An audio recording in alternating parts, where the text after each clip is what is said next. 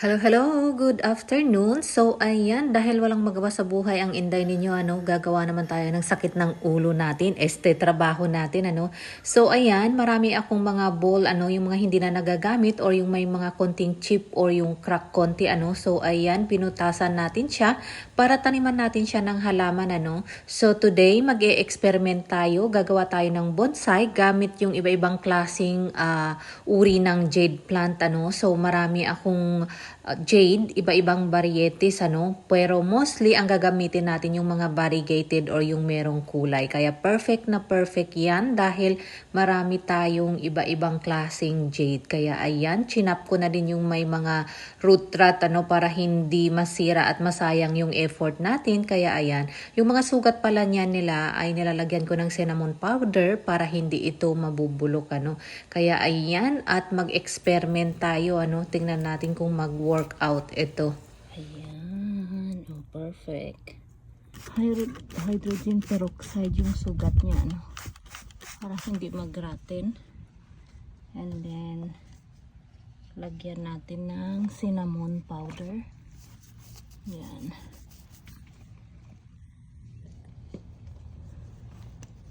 Then, takpan natin ulit. Kasi, malaki yung exposure ng sugat niya. Yes, so yan. Para mabilis makarecover. So, ayan. Ayusin lang natin. Hindi naman halata sa harap kasi sa likod yung kinuha natin. So, ayan. Magka-cut din tayo dito, para gawin nating bonsai. Actually, ito, uri din ito ng jade, Pag ilagay mo to sa full sun, yellowish na may pagka-brown yung kulay niya. Nasa shade kaya super green. So, ayan. So, ito na nakuha natin.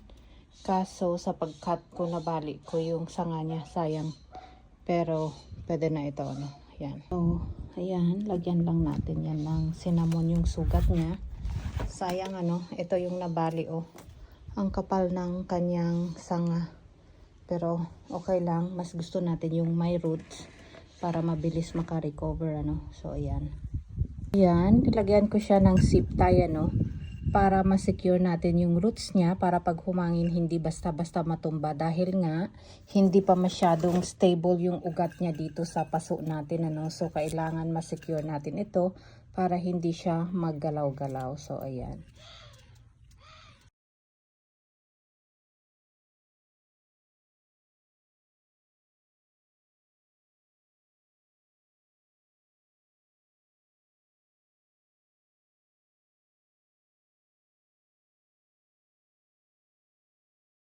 So, ayan. Finally, natapos na. Yan yung ating crested cactus. Yan na yung ating variegated jade. Meron tayong green, pero hindi ko na yun pinat dito dahil nandun sa malaking paso. Yan. Yan yung variegated, more on white and pink saka green combination yan, Ito naman, variegated jade din pero more on yellow and green. Ayan. Ito din yung parang ruffle yung dahon niya. So, ayan. Hopefully may tumubo dito, Ayan. Ito, variegated bougainvillea, pink color. Yan naman yung purple. So, try natin gumawa ng bonsai. Tapos, yung ogre ear. Yan. So, ayan. Sa shade muna sila para makarecover muna, So, ayan. So, ayan, finally at natapos na lahat, and mag-a-update ako after a month. Actually, today is August 4, kaya mag-a-update tayo by September, So, ayan.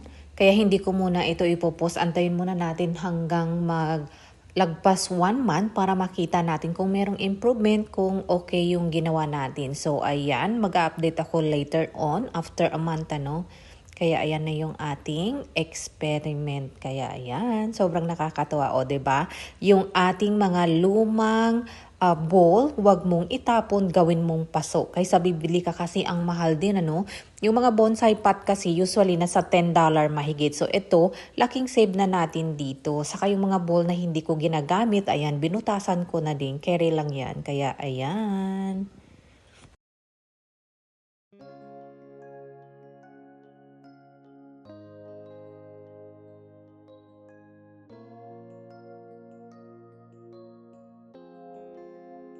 So, ito ang update after 1 month and 2 weeks. There you go. So, as you can see, stable na yung ating ogre jade, ogre bonsai. So, nilagyan ko siya nito pang support dahil ang lakas ng hangin. So far, okay na yung kanyang roots. Ayan. Yan. Okay na siya. May mga bagong tubo din. So, same thing dito. Okay naman na siya. Doon sa naputol sa kanya noon. Ayan. May tumubo na din. Yan. Nilagyan ko lang ng stick pang support, So, ito din. Okay din siya. Yan. So, medyo natutuyo na itong bulaklak niya kasi patapos na, Ayan.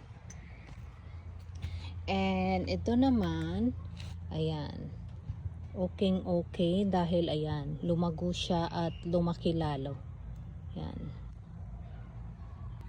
Dito naman na side. So, ito, okay siya, Kasi kung napapansin mo, yung dahon niya ay okay na. Ayan. Ito din medyo struggle pa, kasi yung maraming damage yung dahon niya nung tinanim natin dahil sa araw.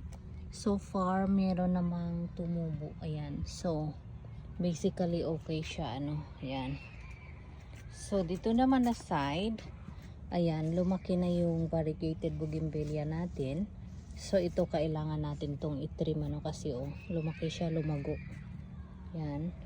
So same thing dito, kailangan lang ng trim.